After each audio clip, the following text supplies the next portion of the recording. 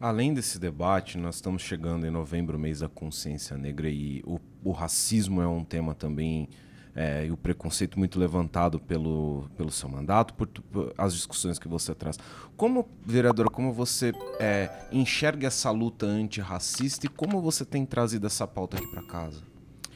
Nós estamos debatendo muito a questão da educação afro-brasileira nas escolas, porque nós temos uma lei federal que ainda não foi regulamentada nos municípios do Brasil.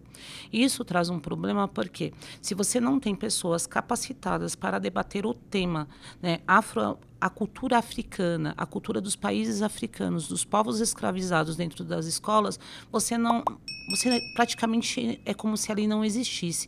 E para ser implementada, nós precisamos de educadores capacitados para que ela seja implementada. E nesse sentido, nós precisamos de uma atuação do município de São Paulo, assim como todos os municípios do Brasil, para que essa capacitação aconteça e para que a gente tenha educação. Porque desta forma, conhecer melhora infelizmente, essa estrutura racista em que vivemos.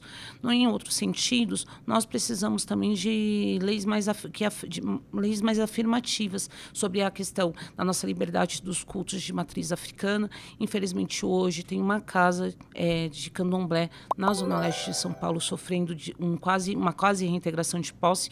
Nós não conseguimos reverter isso. Provavelmente, nos próximos dias, essa casa seja reintegrada. Uma casa que já faz 64 anos que existe lá no Cangaíba. Então, são casas sendo depredadas, sofrendo todo tipo de violência. Nós precisamos que a nossa sociedade passe a entender que a nossa religião precisa ser respeitada como qualquer outra.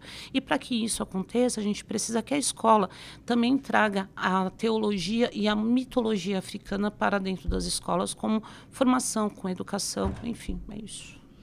Vereadora, outro tema muito presente no seu mandato é a questão do racismo ambiental, né?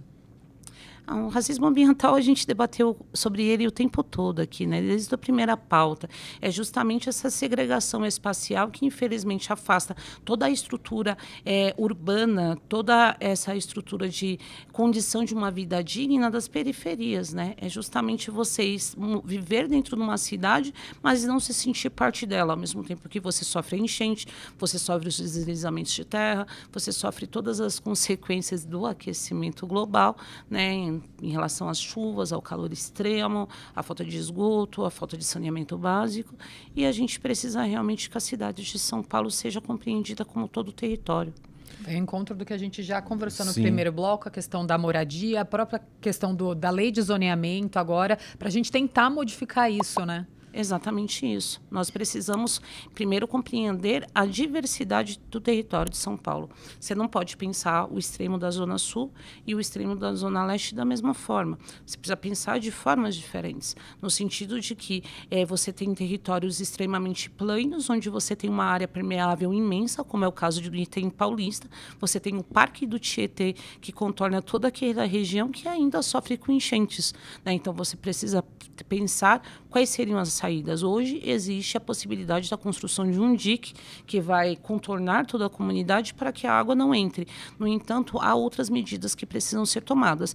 Já no extremo da Zona Sul, Jardim Ângela, você tem casas construídas em barrancos que, com a consequência das grandes períodos de seca e depois da chuva, você fatidicamente vai ter deslizamentos ocorrendo. Então, você precisa pensar de que forma você consegue construir muros de arrimo, como aquela população pode ser realocada dali, retirada de um lugar e colocada em moradias dignas na mesma região, mas que garanta também uma condição de vida mais digna, sem risco nenhum.